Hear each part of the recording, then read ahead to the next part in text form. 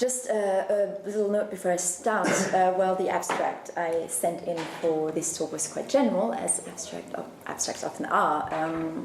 I have chosen, instead of doing a general overview of where I'm at, to focus on one particular example that I will be using for my thesis. There's also the slightly different title on this slide, because I feel like this one exemplifies what I am proposing to do and explicitates several of the points I will try to articulate. It's actually the first bit of my research I have been writing up. I'm now about 3 months into my 3rd year, and it's all starting to coalesce into something that will hopefully be coherent. And this also means that this is all work in progress, so I do welcome any feedback, suggestions, comments, pointings out of gaps in my reading and conceptual work, anything. It's all open and in the making. So maybe just before I start, some general context on my PhD research. So my PhD is situated broadly in what we could call environmental philosophy, or maybe a very specific subfield of what has now started being called philosophical ethology. And it focuses on conservation biology as a site of experimental practices of interspecies relationships, and more specifically on the ex-situ conservation of endangered wild species across kingdoms. Ex-situ conservation, which literally translates to conservation out of place, has been defined, among others, as, I quote, the conservation of components of biological diversity outside the natural habitat. This specific definition is from the Convention on Biological Diversity, which was signed in 1992 at the Earth Summit. So this includes living collections in zoological gardens and botanic gardens, as well as collections of suspended and frozen material in liquid nitrogen, in the case of animal tissue and gametes, and in freezers at -5 to -20 degrees, in the case of seed banks, or as you can see in this picture, on agar plates kept in a perpetual state of half-grown plants, in the case of recalcitrant seeds that can't be dried. This is at the Australian Plant Bank, where I did some fieldwork recently. And these two forms of ex-situ conservation often coexist in the same institutions. So zoos keep banks of frozen animal material, and botanic gardens often keep seed banks of the plants they grow.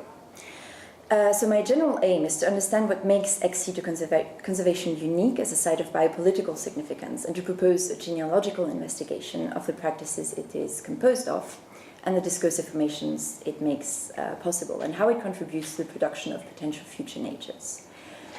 It's a field that has undergone fairly recent changes, both in techniques and in significance, most notably with the recent development of cryopreservation, which has updated the centuries-old practices of the zoo and the garden and grafted onto those.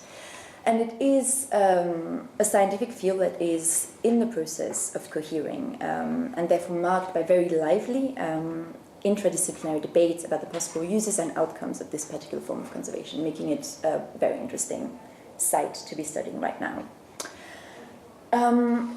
So this paper, as I've said, will focus on one very specific practice, which is that of assisted migration. I'll explain it in more detail later.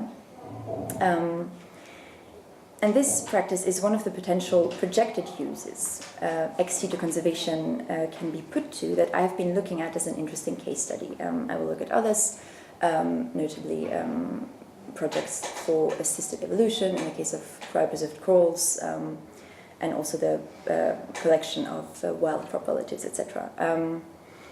And this provides an illustration of some of the points I want to make about ex-situ conservation as a lively and an experimental space.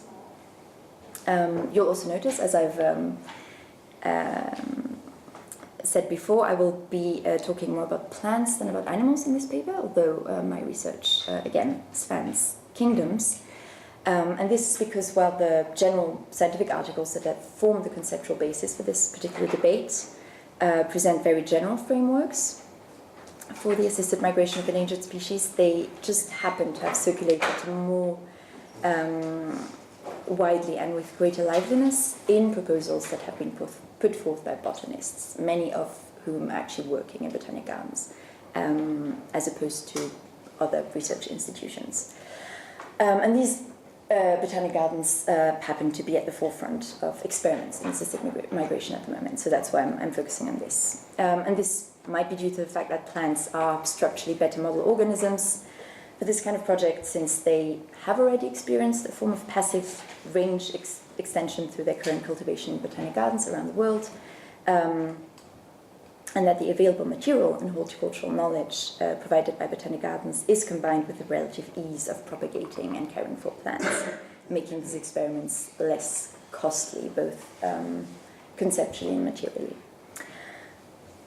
So I will talk briefly about the historical genealogy of ex-situ conservation before moving on to a more detailed description of proposals for assisted migration. And I will then try to unpack how these illuminate the genealogies of ex-situ conservation and why studying the latter obliquely through the speculative projects it supports is methodologically interesting.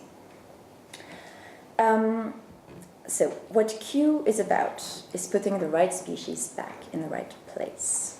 These words, pronounced in a rousing fundraising clip for the Breathing Planet campaign by Bruce Pavlik, who is the head of restoration ecology at the Millennium Seed Bank Partnership, make the ex-situ conservation of endangered wild species sound like a very simple game of delayed jigsaw, and denote the solid trust in a biological status quo that is the bread and butter of public discourse for ex-situ institutions.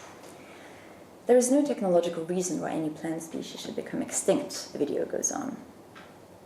This apparent trust in techno-fixes often goes hand in hand with an insistence on post-apocalyptic salvation and eternity in this type of public discourse.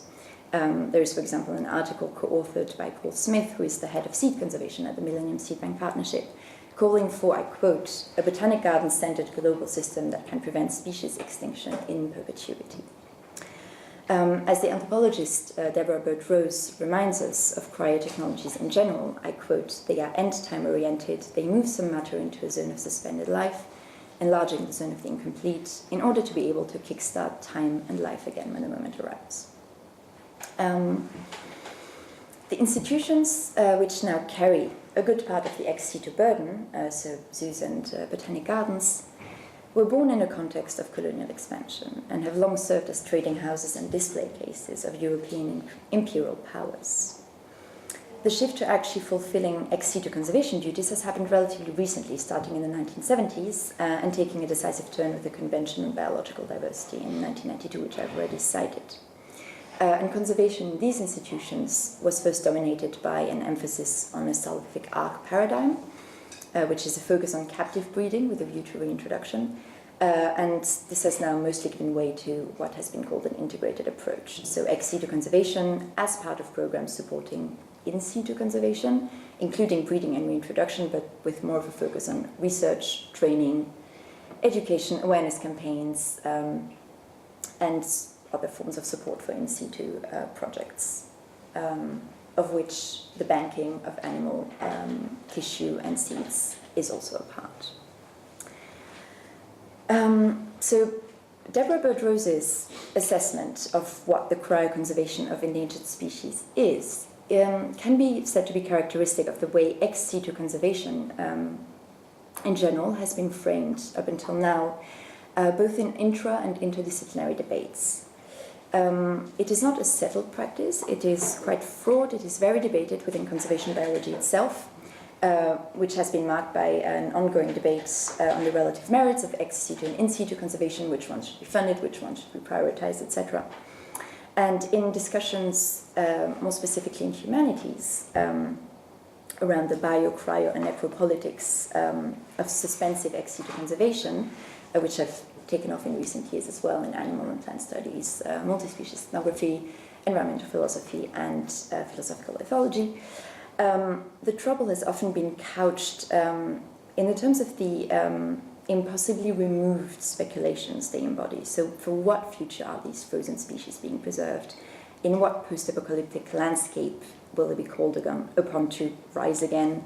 What are the competences and the knowledge needed to reanimate the contents of these liquid nitrogen tanks and foil packets after the apocalypse? And what, of course, about the problem of cultural transmission and perpetuation within the species itself?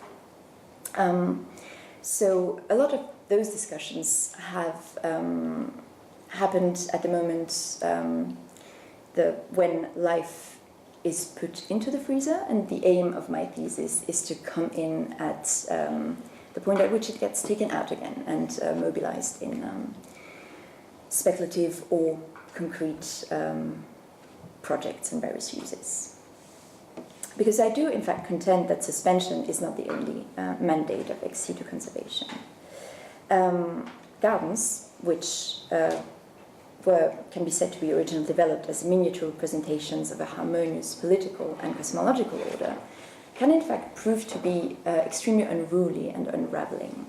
And there is trouble in the seed bank as well when it acts as a kind of temporal weight in the zone of the incomplete, distorting linear narratives and projects. And the simplicity of, I quote again, putting the right species back in the right place, that deferred horizon of species and ecosystem resurrection, which ex-situ conservation seems to tend toward, is belied by the complex temporal entanglements that emerge when it is read through the many uses and projects it supports, enables, and is shaped by. Assisted migration being only one of them, and the one I'll be focusing on today. So for all the sterile suspension of the deep freeze, or the apparently sterile suspension of it, stockpiling, saving, and remembering cannot quite help being relational and being enlisted in projects that provide a testing ground for specific forms of relation to extinction.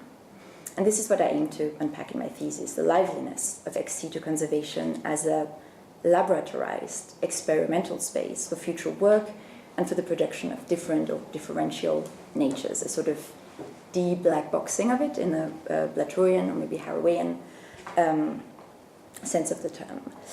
Since, as the historian of science, Joanna Radin reminds us in a text about medical cryopreservation, I quote, each new use of cryopreservation as well as each new fantasy mutates a horizon of expectation in which frozen materials will reveal new and previously concealed forms of value.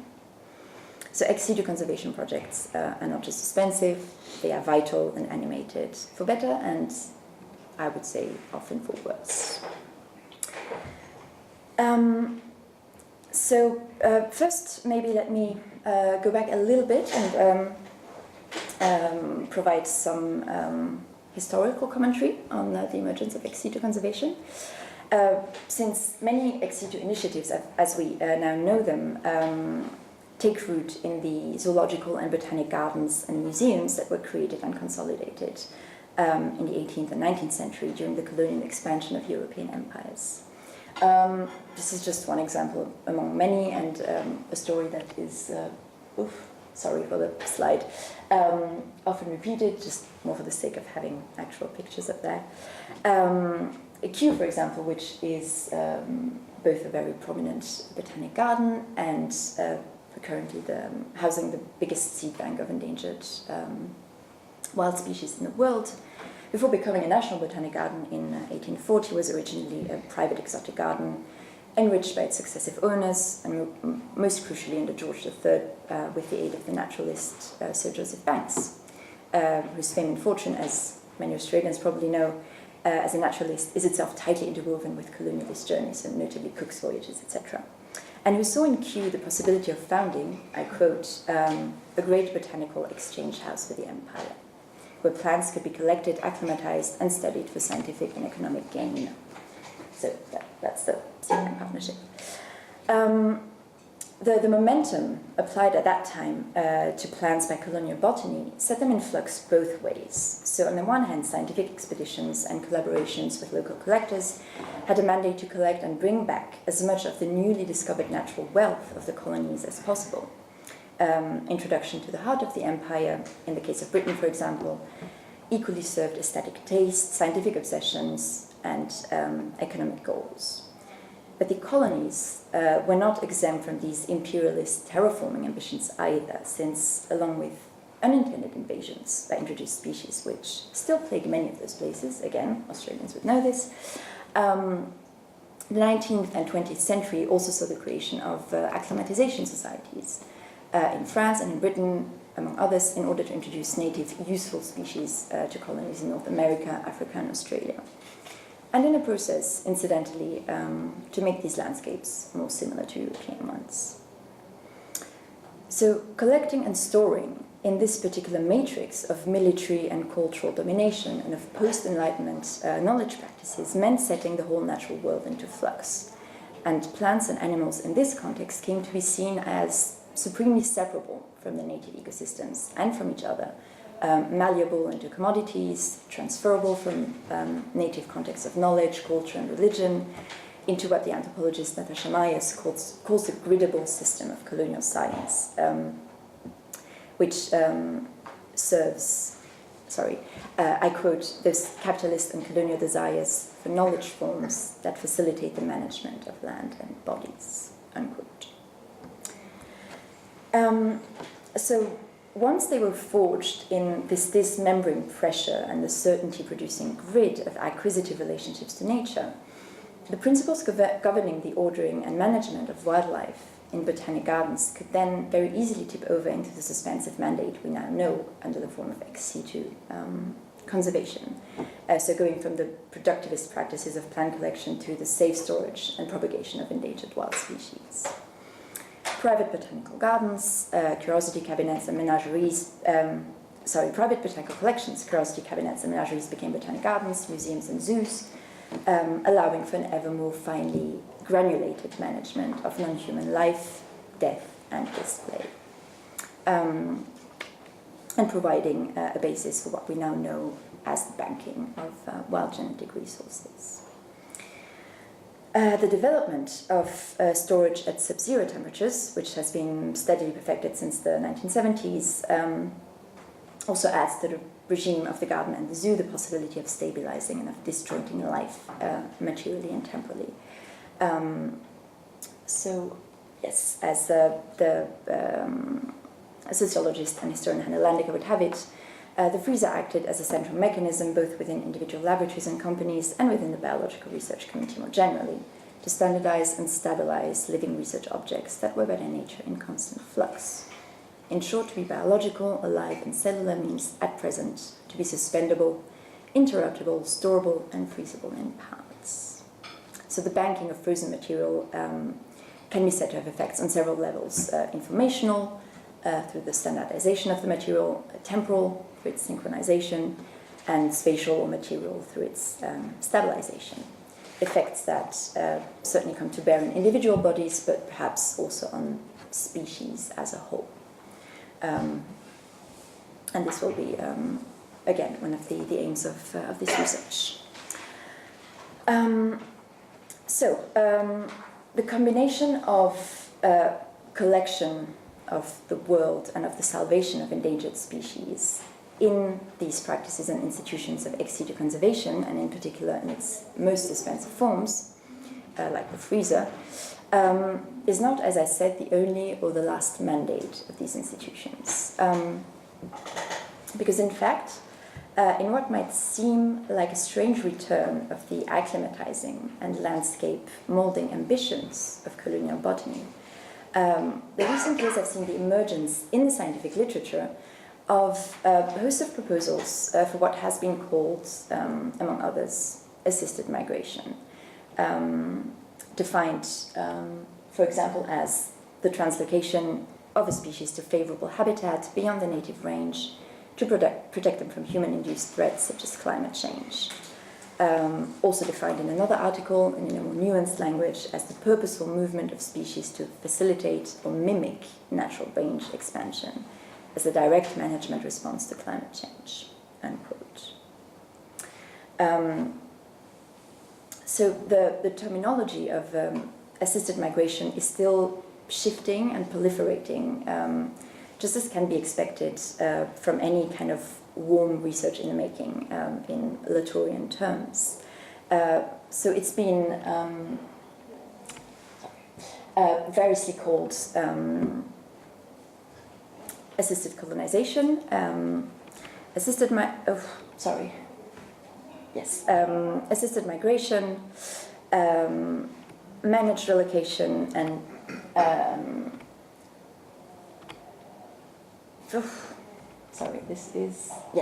managed relocation and chaperoned relocation. And this purposeful relocation of species would ideally mitigate both the effects of habitat fragmentation by mimicking plant and animal dispersal along naturally occurring corridors, as well as those of climate change by helping species migrate faster to keep up with the natural, the shifts of the natural range in the coming years and decades. Most of these projects, as of now, are still highly speculative, so there hasn't been much actually put into practice. There is one notable exception, which is the Torreya Guardians project. It's citizen-led, it's actually illegal. It's taking plants across borders from the US into Canada, and that's basically the only one that's now underway.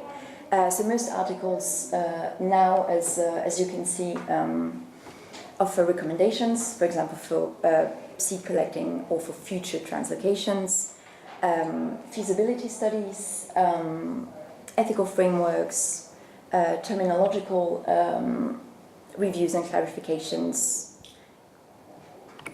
theoretical contributions to the ongoing debates, or desiderata for future accessions in specific institutions. So this is all really highly speculative. And it's all engaged in this very dense tangle of rhetoric and citational practices, again described by Bruno Latour in his Science in Action. So the past years have just seen a flurry of articles responding to and contradicting each other, some of them engaged in direct dialogue through letters to the editor, responses, etc., and proposing, as I said, everything from unified ethical frameworks to methods for efficient seed sampling and examination of species invasiveness. So, why examine the question of assisted migration as a relevant topic to ex-situ conservation? This is actually a question that touches on what I'm proposing to do in my thesis as a whole. Again, I said I will be examining other such proposals for the mitigation of extinction. And the first reason for having chosen this particular one is a very simple observation, which is the fact that these proposals almost always take explicit root in ex-situ conservation institutions and make use of the pre-existing collections, of the breeding and testing grounds, and reserves of germplasm that are offered by botanic gardens and their seed banks. And a good number of the authors of these papers, for example, are themselves researchers and working in botanic gardens at the moment, which I contend is certainly no accident. Just for a few more examples, if I have time, I don't. There is, for example, the Arnold Arboretum at Harvard University, which is mentioned in the last article in this list, is one of the places that's proposing the collection and cultivation of what they call marginally hardy taxa, so plants that will be better adapted to the climate in Massachusetts, as it will be in 2 or 3 decades. The Missouri Botanic Garden is extremely active on the assisted migration front, has drafted a white paper, several articles. There is a project in Finland called Co-Adapt, which has set up experimental plots for 3 potential candidates for assisted migration in botanic gardens in Finland, Norway, and Estonia, etc. So assisted migration projects are kind of poised at this junction of the garden and the seed bank. They rely on the expertise accumulated by botanic gardens and on their material collected in frozen suspension. And what's interesting is that they also, in turn, seem to be extending the managed spaces of the garden and of the bank back into a changing and damaged landscape. And in doing so, allow for perhaps an unfolding of the biopolitical and conceptual reworkings that are taking place in the garden and the bank. applying them to the landscape outside, perhaps the planet as a whole, and becoming representatives of what the suspension of endangered life might do for and to the rest of nature once it is scrutinized through the lens of what ex-situ conservation might make possible. And this leads me to the second point that interested me, which is that as a projected outcome of seed banking, these proposals for assisted migration occupy an interesting temporal niche in a way. Again, Joanna Radin and Emma Cowell, in their introduction to a collected volume called Cryopolitics, speak of the horizon of future salvation as something that is eternally deferred by the suspensive cryopolitics of sub-zero storage. But I think that speculating on the possibility of translocating endangered species brings this horizon forward, even just theoretically. And it suddenly shifts into a very near future rather than remaining in this messianic time of post-apocalyptic salvation. And so this is one of the sites where the future of ex-situ conservation takes shape, where scientists are testing out and rehearsing theories and hopes, and present one of the possible projections and extensions of these collections into living futures. And as such, they represent one unfolding of the potentialities of the seed bank and one entry into these fraught and teeming livelinesses of suspended conservation practices.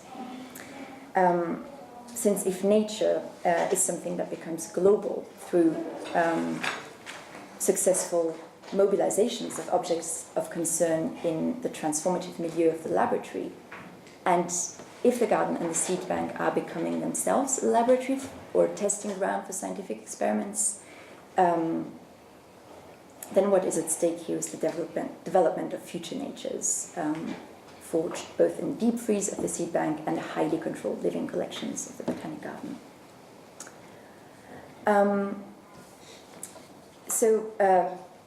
This leads me to the point that institutions for ex-situ conservation are, by the very suspensions they enact, interventions into worlds and nature. They inscribe specific assumptions about ecological catastrophe and in turn mold new worlds through the specific transformation life, generation, and nature undergo in managed captivity, which is why I'm calling them world-making devices. I'll try to be brief.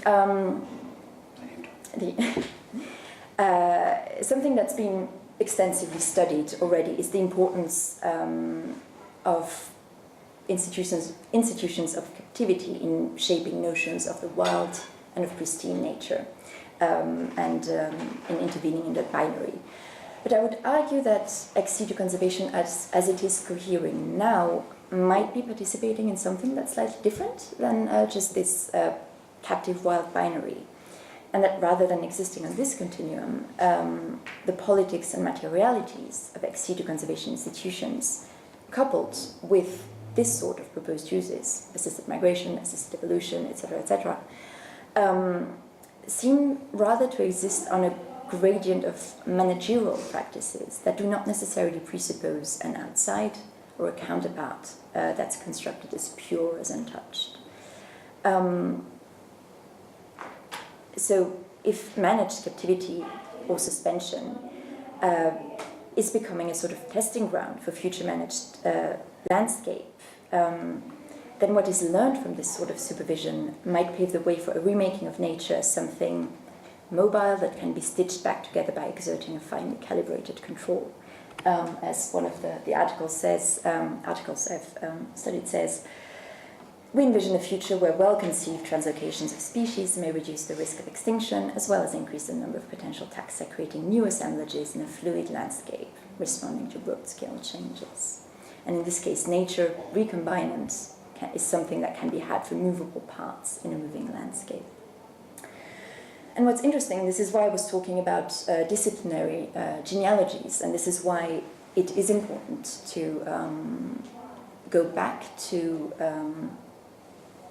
the past of ex-situ conservation, the horticultural and agricultural past of it, is that the justification for this sort of plant translocation is in fact often located by these authors in the fact of the previous cultivation in botanic gardens. It is argued that they have already been moved in supposedly controlled settings, and that extending this practice to restoration ecology is not so much a break with natural processes as just an explicitation of what could be called acceptable horticultural practices.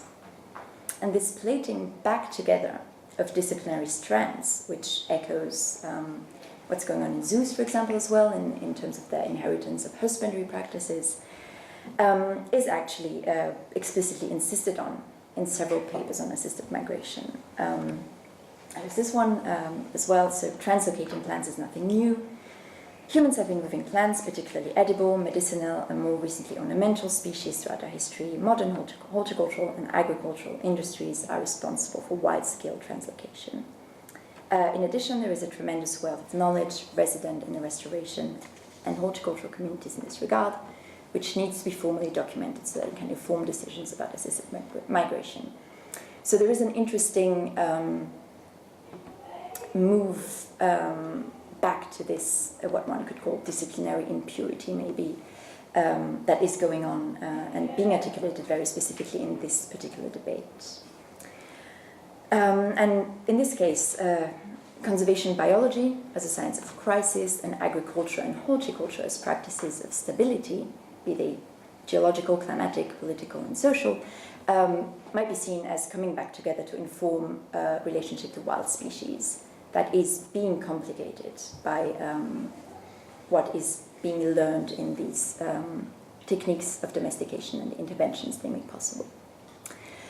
So I wonder, in this context, if nature is then in the process of maybe becoming a garden yet again, in a kind of doubling back to the zoological and horticultural interventions of the 18th and 19th century, and of course assuming that Western botany and zoology have ever left those behind. Probably not. And if so, the temporal and spatial dislocations that are operated by ex-situ conservation might help in speeding along this horticulturalization, allowing for an enclosure of nature, of the planet itself, through the extension of the managed capsule that is the ex-situ repository to what lies outside, and allowing for a landscape that can now be treated as an extension of the horticultural and agricultural inflections of the ex-situ regime. However, the wild so remade might be something slightly different or more than just a garden, since one more turning of the screw has been added to conservation biology recently by the eruption of techniques of visualization that have allowed for the emergence of the earth and of the environment as something that can be seen from the outside, into collective consciousness and specific scientific practices. So I'm talking about the whole technological and military apparatus of the past decades that has allowed for aerial surveillance of the environment, things like the pictures of the Earth as seen from Apollo, etc., which have also fueled self-contained fantasies about spaceship Earth, that kind of thing. And these distantiating and globalizing visual sensing and control technologies have allowed for a construction of the wonder at the Earth as a pale blue dot, as the cradle of all life, as the environment as something that can be seen as a whole from the outside, and it is therefore to be cherished. But I argue that they might also have enabled a sort of contrary movement of what could be called an extraterrestrialization of the planet, of an Earth now made strange, alien, remote. We already have an abundance of terrestrial Mars analogues where we are rehearsing astrobiological and geological research into other planets. And I wonder if the interventions into ecosystems and landscapes that are allowed by this articulation of ex-situ conservation and projects such as assisted migration could be seen perhaps as a practice parallel to terraforming, this set of practices proposed specifically in the 80s for making other planets inhabitable. If they could be seen perhaps as a response to an unterraforming or a terra-deforming that has arguably been going on ever since the biggest human interventions into the climate and into composition of the planet. It seems to me that what is one of the things that is at stake here is that the distanciation that is performed by ex-situ conservation, by these suspensive practices, somehow makes it possible to look back at the planet and see it refracted as matter to be intervened into through the judicious application of life and of its adaptive power. And if in-situ conservation can be said, as it has sometimes been argued, to be aiming for a Holocene museum, in which a good Anthropocene would just be a Holocene saved and suspended, ex-situ conservation might be doing something slightly different and stockpiling the components for a kind of future alien analog of what the Earth once was. This is not entirely thought of, but with a mandate to tinker for maximal inhabitability rather than exact reproduction. And that is, to me, the sense in which assisted migration projects, such as and other project uses of ex-situ conservation, emerge as what one could call the science fictional expression of the frozen arcs and the seed banks we have now. As a science fiction writer and theorist, Samuel Delany famously puts it, science fiction is not a representation of the future, but, I quote, a significant distortion of the present. A definition which might be, without doing it too much violence, be applied to speculative conservation projects such as this one. As I said, assisted migration outside natural ranges, it's still at the very early and prudent stages of implementation, and proposals for the future wider applications of that are science fictional in Delany's sense of the word. They distort the present, a present in which vast quantities of the past have been stockpiled for uncertain planetary futures. And assisted migration is only one possible expression of this stock of biodiversity and of the world and the events, extinctions and environmental catastrophes that are inscribed in and constituted by that stock.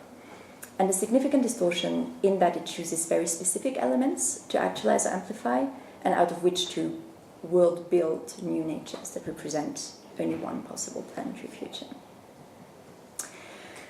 In this perspective, the persistence of the past in suspensive conservation does not necessarily, I think, lead only to fantasies of its stable and eternal recreation. And anticipating the future means activating uses of the past that go beyond single self-identity. And ex-situ conservation does not, in fact, try to loop back into Holocene stability, or not solely try to do that, but is constantly pushed into the presence, always shimmering between projection and existence of its futures, enacting them theoretically, testing what it might do with the species it has stockpiled.